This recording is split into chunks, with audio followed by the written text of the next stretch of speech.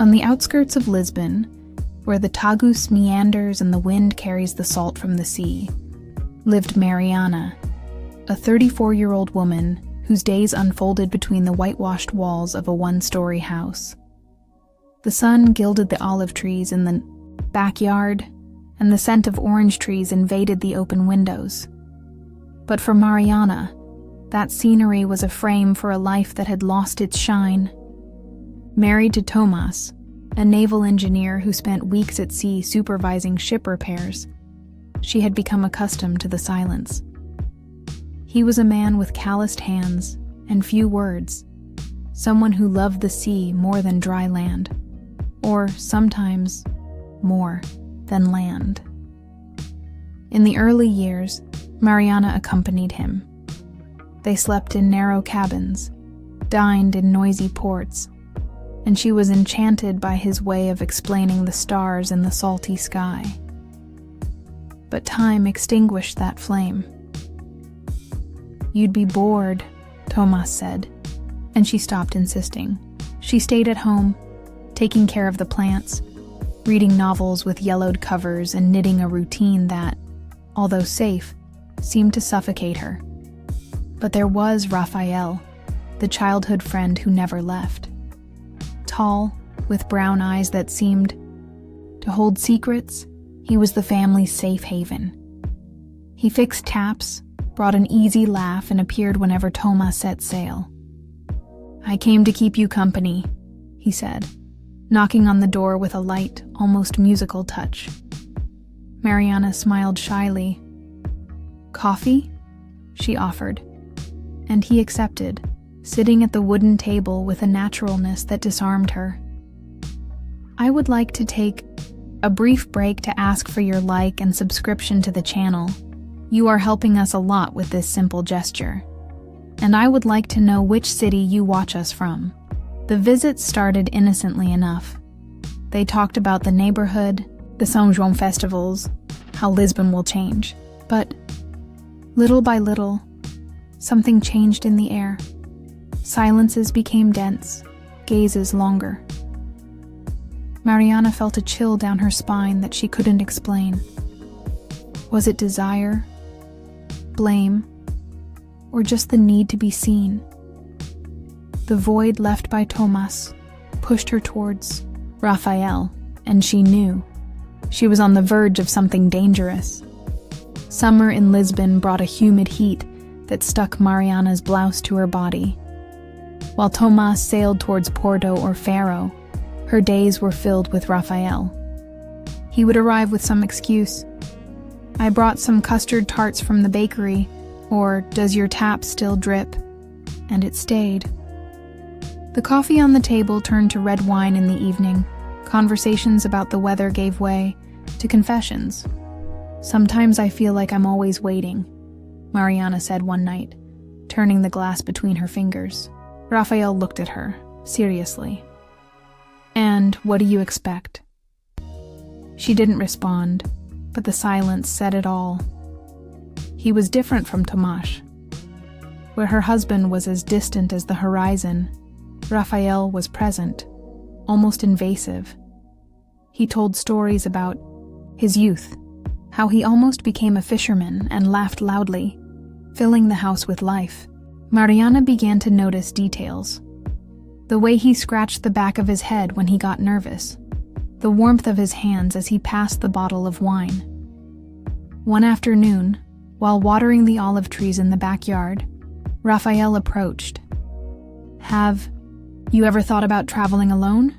he asked, his casual tone hiding something else. "Tomas wouldn't like it," she replied, but her eyes betrayed her doubt. The obstacle was clear: guilt. Mariana wore the ring like a shield, but it creaked on her finger like a warning. "Still," Rafael insisted. Not with direct words, but with gestures. A touch on the shoulder that lasted too long, a look that undressed her without haste. One night, he brought an old radio and tuned in some melancholic fado. "Dance with me," he asked, extending his hand. She hesitated. her heart racing. "I don't know if I should." He smiled seductively. "It's just a dance." She gave in, and the heat of his body against hers lit something that Mariana tried to put out. Tomas would sometimes call, his voice hoarse from the sea wind. "Everything is fine." "Yes," she lied. But the sound of the waves in the background seemed to accuse her. Raphael was the poison and the medicine, and she knew that each step took her deeper. Dusk fell over Lisbon, dyeing the sky a deep purple as the salty aroma of the Tagus mixed with the scent of orange trees.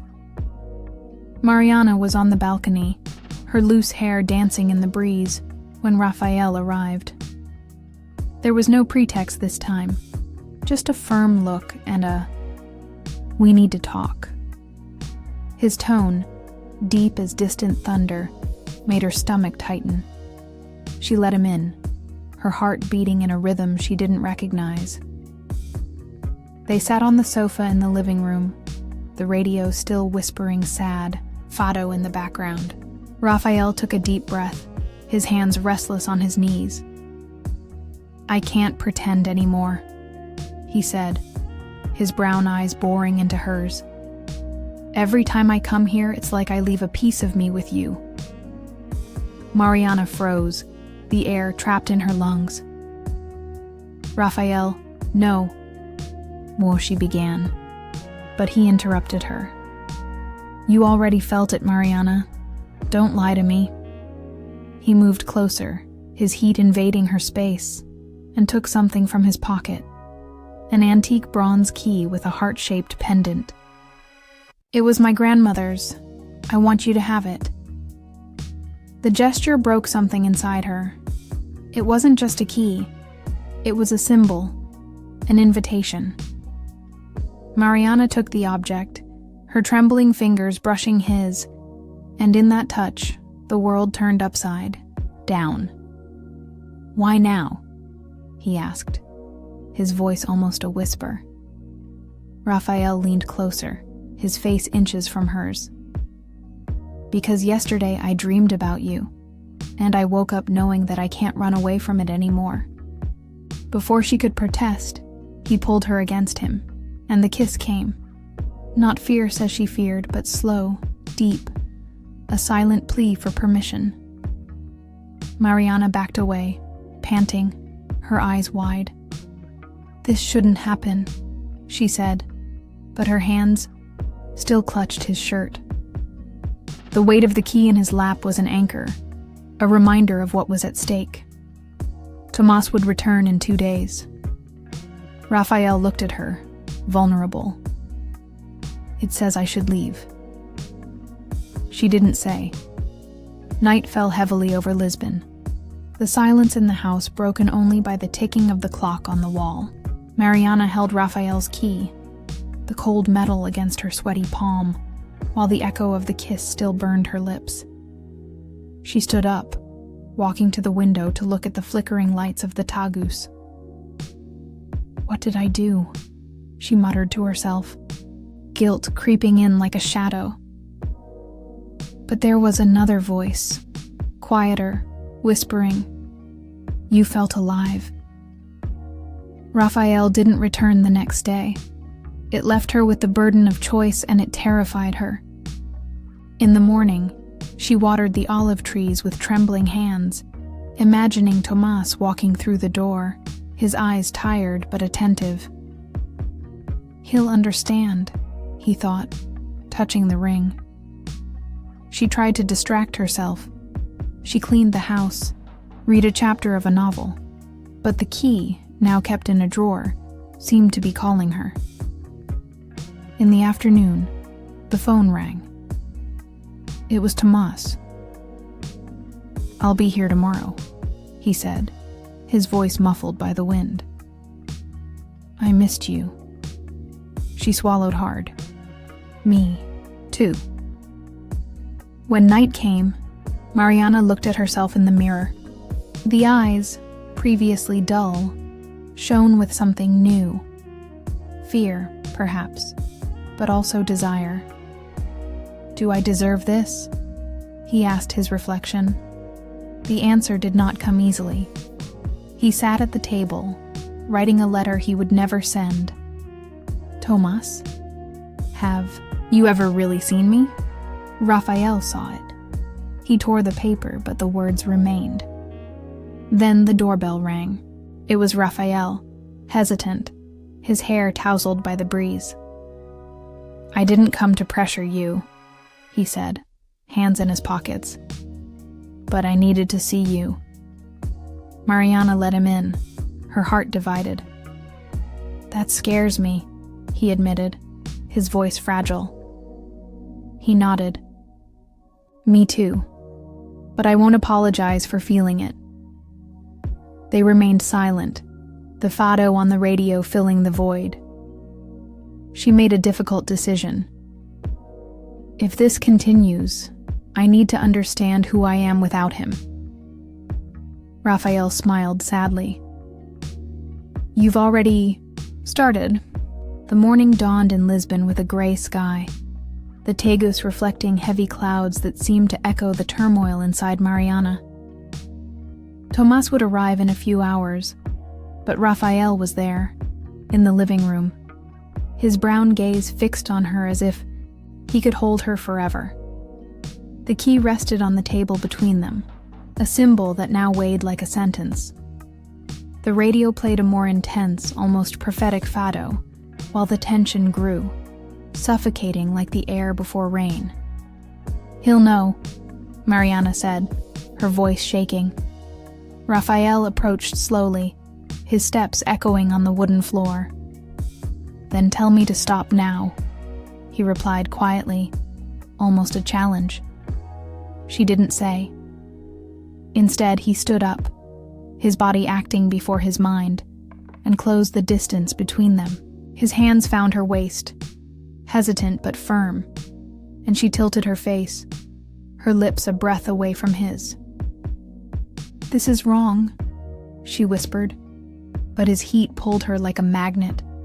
The kiss came like a storm, urgent, hungry, charged with everything they had held in for weeks.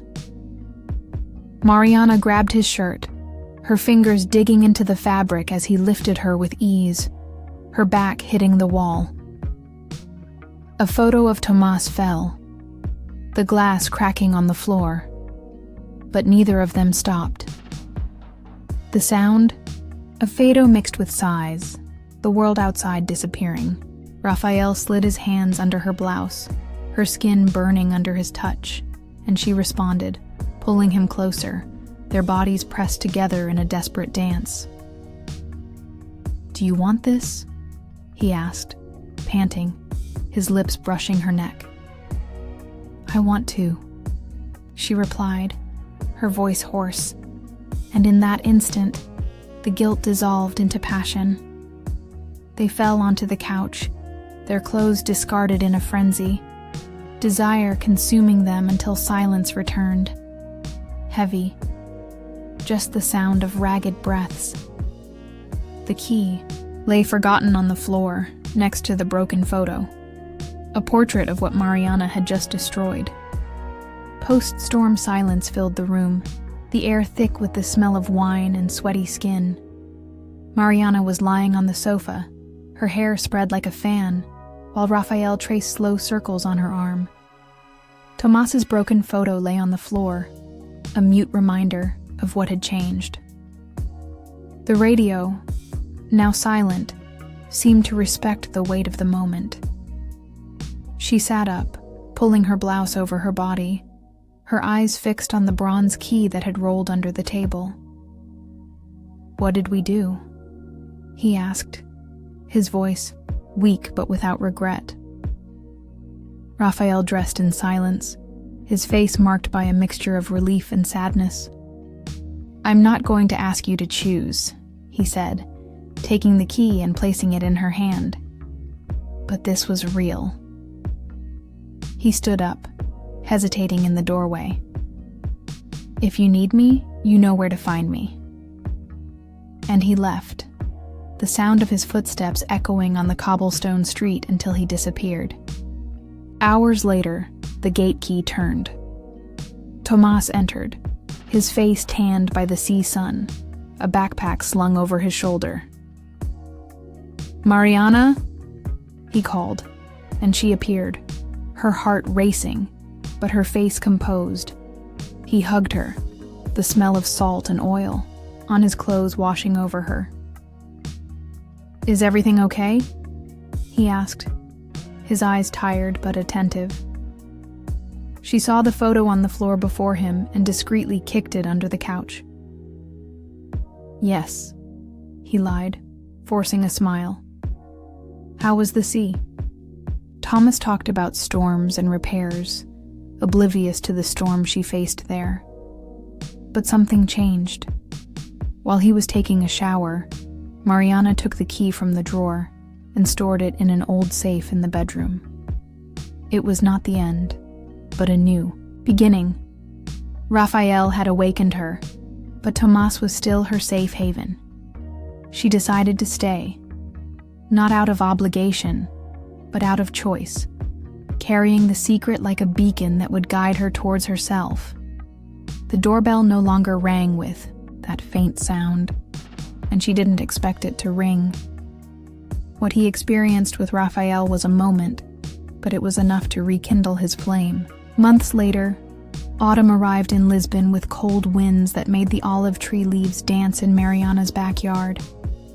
The house was different, not in the furniture or the whitewashed walls, but in the air, lighter, as if the weight of years had been blown away. Tomas returned from the sea more frequently now, bringing small souvenirs, a concha de faro, a liqueur from Porto. "I want to stay on land more," he said one night, holding her hand across the table. Mariana smiled, surprised, but relieved. "I'd like that," he replied, and for the first time in a long time, it was true. Raphael didn't come back. She saw him once from afar, at a fair in Alfama. He carried a box of fish, laughing with a salesman, his brown eyes shining in the sun. He didn't see her, or pretended not to see her, and Mariana didn't come any closer. The bronze key, kept in the safe, was no longer a calling, but a memory, a reminder that she could be more than the wife she expected. Sometimes at night she would hold it, feeling the metal warm in her hand, and think of what could have been. But there was no regret, just gratitude for that moment that rescued her from herself. "You look different," Tomas said one afternoon, as they watered the orange trees together. She stopped, the watering can dripping into the ground. "Different how?" He shrugged, smiling. "More alive." Mariana laughed, a light sound that echoed through the yard. "Maybe I am." He didn't ask any more, and she didn't explain. The secret remained between her and the shadows of the house, a closed chapter that led her to a new beginning. Life went on, not perfect, but whole. Mariana learned that love didn't have to be a constant flame. Sometimes it was the fleeting glow of a match that lit the way. And one day, as the Tagus reflected the sunset, she looked in the mirror and saw a woman who finally recognized herself. Don't forget to like and subscribe to help us and tell us where you watch us from.